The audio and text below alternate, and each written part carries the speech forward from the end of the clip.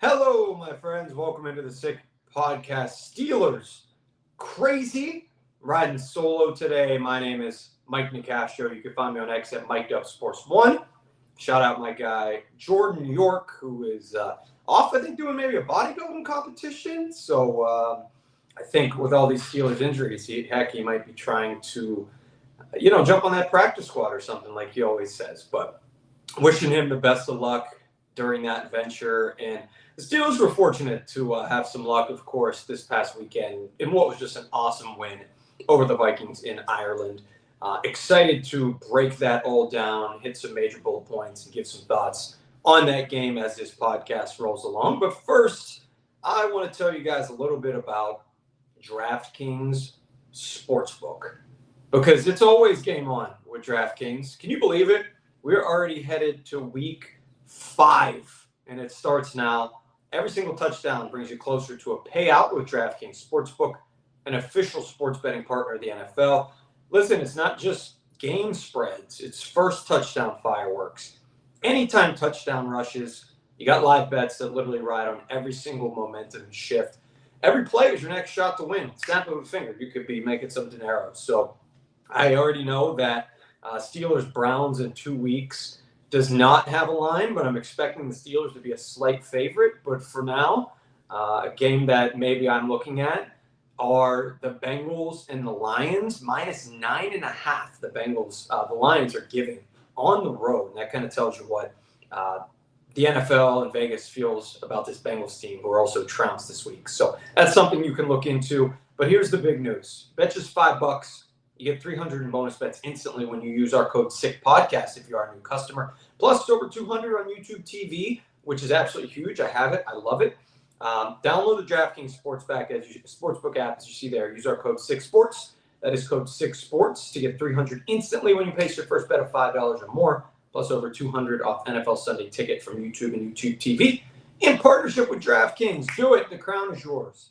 Gambling problem? Call 1-800-GAMBLER. In New York, call 877-8-HOPE-NY or text HOPE-NY 467-369. In Connecticut, help is available for problem gambling. Call 888-789-7777 or visit ccpg.org. Please play responsibly. On behalf of Boot Hill Casino and Resort in Kansas, fees may apply in Illinois. 21 and over. Age and eligibility varies by jurisdiction. Void in Ontario. Bonus bets expire 7 days after issuance. See sportsbook.draftkings.com/promos. NFL Sunday Ticket offer for new subscribers only and auto renews until canceled. Digital games and commercial use excluded. Restrictions apply. Additional NFL Sunday Ticket terms at youtube.com/go/NFL Sunday Ticket/terms. Limited time offer.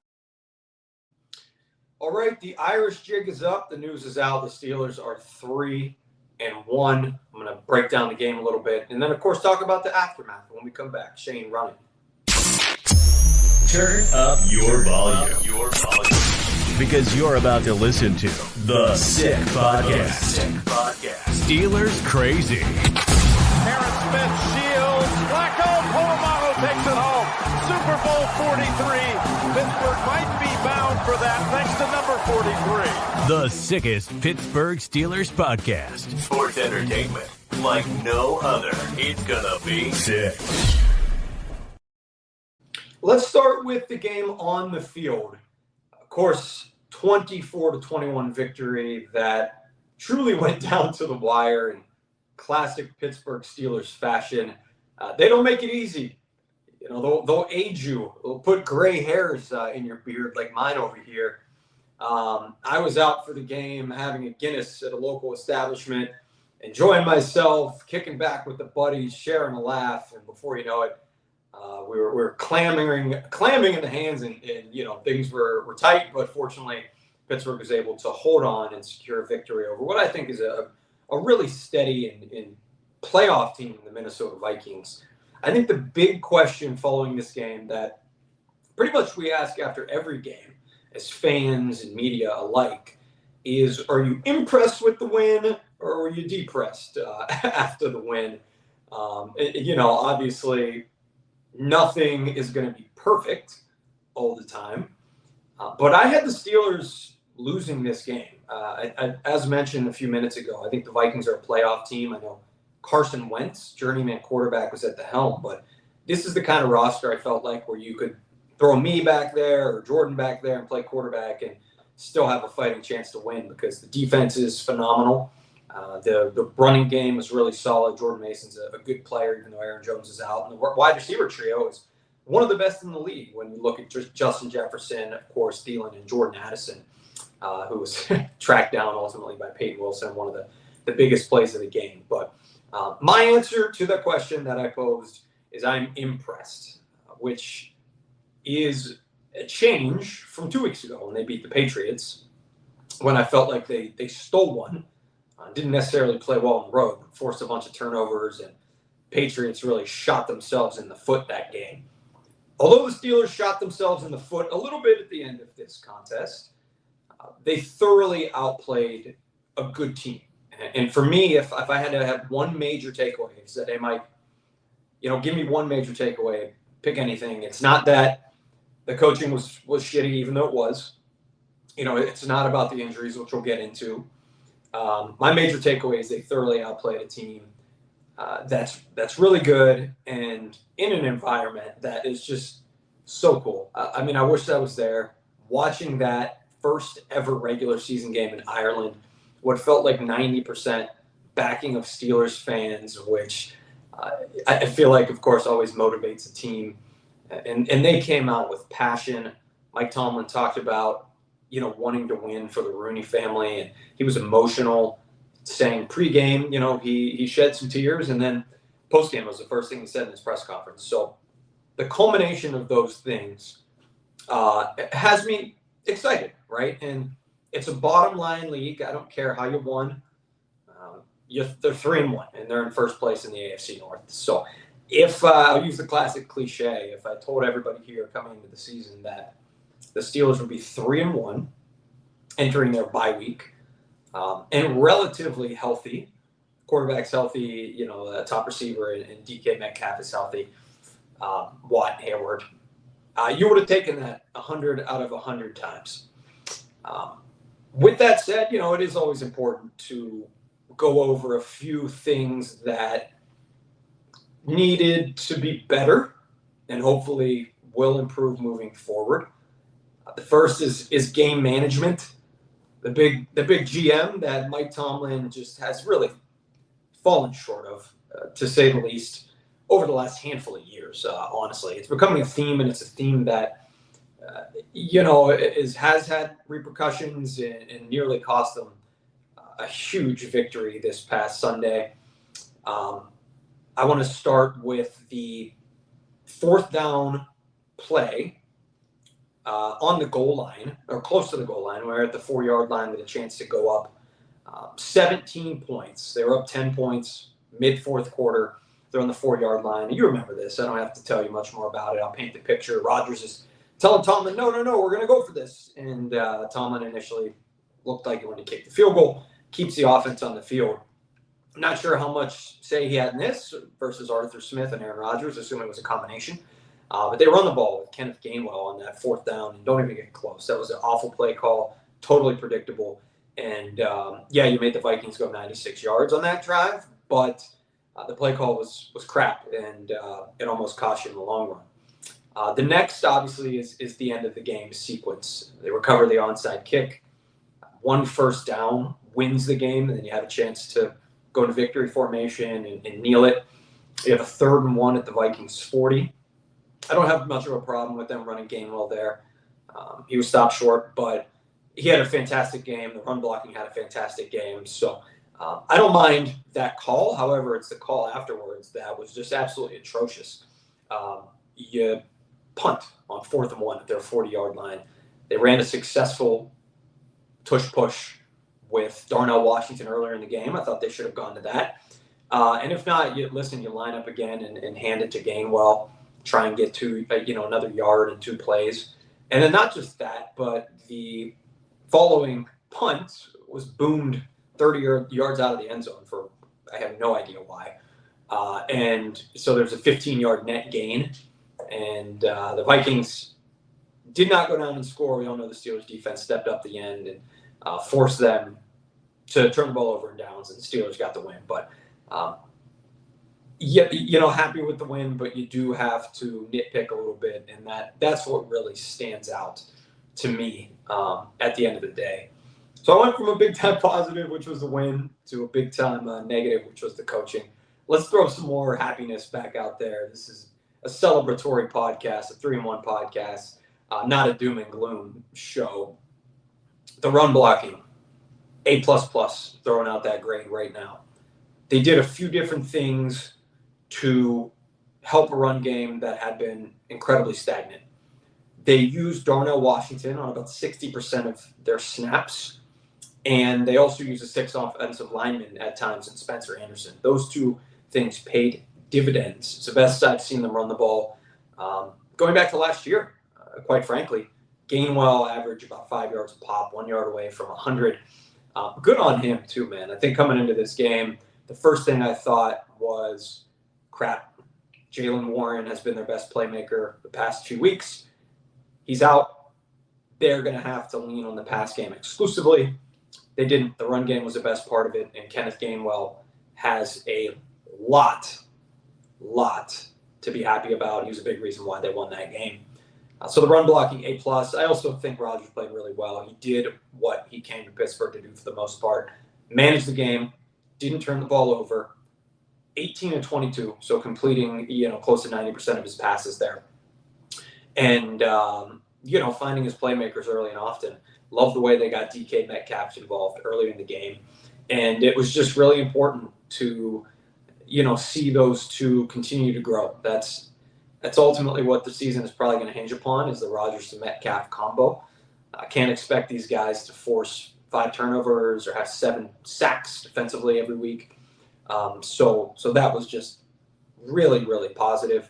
And then you got to give credit to the defense outside of the breakdown from Chuck Clark at the end, which almost allowed Jordan Addison to score. Pass rush was intense.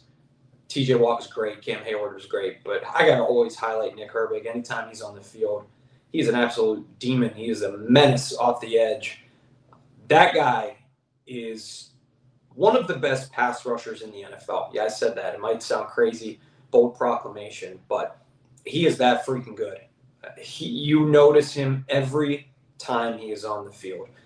He has tremendous speed, gets around the corner essentially every time to beat the tackle when the tackles have to play outside leverage, and Herbig's got a little spin move to then get inside. But he's a big reason the Steelers have won these last 2 games after losing Alex Highsmith, which really limited their depth at outside linebacker. And shout out Jack Sawyer, who played well as well. I'll tell you one thing. I'm talking fast. I'm excited. I'm getting a workout here, and so I do want to talk about Huel a little bit. I'm going to take a quick sip, and, you can see on the screen right there. This is chocolate flavor right here, guys. 400 calories. Also has a lot of essential vitamins. Vitamin D, iron, vitamin A, vitamin E, calcium, potassium. I'm going down the list here. Vitamin C. It's really not your average protein shake, that's for sure. It's a meal replacement, and it's healthy. And the most important thing is I want you to try it with our code 6Steelers. You get 15% off if you're a new customer. 6Steelers. Look at the website right there. Huel.com/6Steelers. Fuel your performance with Huel today. Rain or shine, workout or non-workout. I just got a little workout in. I'm drinking it. But if you need a meal replacement as well, as mentioned, healthy, delicious, and nutritious. So really checks all the boxes. All right, the last thing I want to get into before we wrap this podcast, and it's a bit of a shorter edition today with just me because Steelers are in a bye week. So next week we'll bring in some more guests and catch up on a bit more of the finite things going on. The big story during the bye week is going to be the health of some key players on the team. Calvin Austin III went down with a shoulder injury, and Jalen Ramsey out with a hamstring injury. Jerry Dulac of the Post-Gazette mentioned that they're likely to miss several weeks. So the bye week comes at a good time because one of those weeks they will not have a game, but would anticipate then, don't want to speculate too much, but Browns and the Bengals the next 2 games after that, they potentially will be without their clear number 2 receiver. And one of their best defensive backs in a secondary that, for the most part, has struggled mightily this season. we're better against Carson Wentz last weekend, but the numbers still aren't pretty, that's for sure. So those are two big storylines heading into the bye week. Not just the injuries, but other guys potentially getting healthy. Joey Porter Jr. Looks like he will probably return from injury, which is key because when you have a guy like Ramsey who you are going to be missing, need to replenish that with something. And Joey Porter Jr. will have a chance to step right back in and hopefully not have the Steelers miss a beat defensively. I think the very last thing I want to touch on is the state of the AFC North. The Bengals, as mentioned, got absolutely shellacked against the Broncos. Obviously, they're missing Joe Burrow. They've lost their last two games by, I think, a combined 70 points. That's not an exaggeration either. It's not hyperbole. And then the Baltimore Ravens are decimated defensively.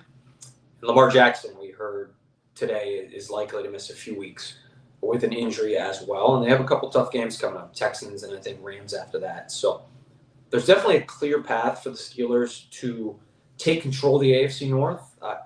I am not going to begin to even get close to crowning them in what is still September, or you might be watching this in October. Long way to go. I do anticipate the Ravens to still make the playoffs if I was a betting man right now. But yeah, these next few games, if they're 1-5 or something like that, they'll have to do yeoman's work to get back in it. I think the very last point I wanted to make is I was watching Monday Night Football, and Sean McDonough.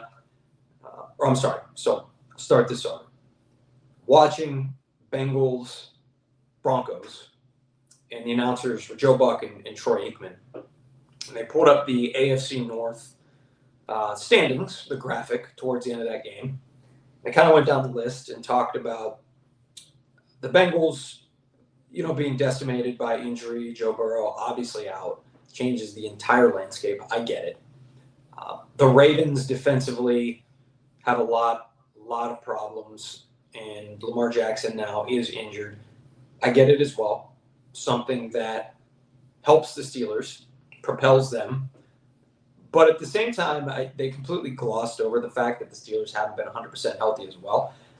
If the Steelers continue winning and, ultimately find a way to take the AFC North, I really hope the narrative isn't solely it's because Jackson and Burrow got hurt. Should it be part of it? Yeah, of course. We're not oblivious to that. But the Steelers have missed Derek Harmon. Deshaun Elliott has missed time. Joey Porter's missed time.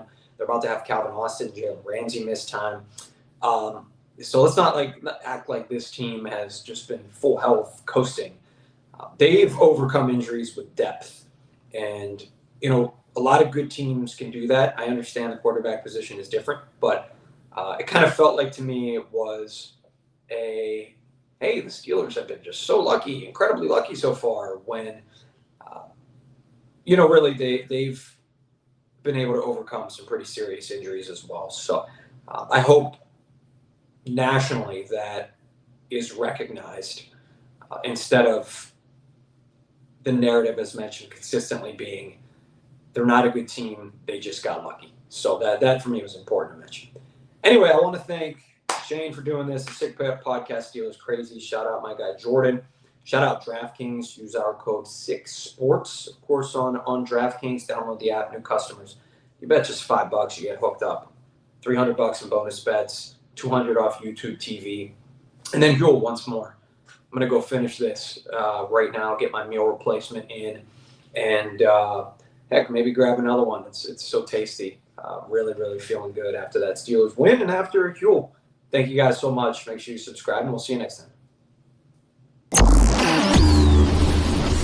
And that's a wrap. Hope you don't miss us too much until next time. Follow the Sick Podcast Steelers Crazy on YouTube, Instagram, Facebook, Google Play, and Apple Podcasts.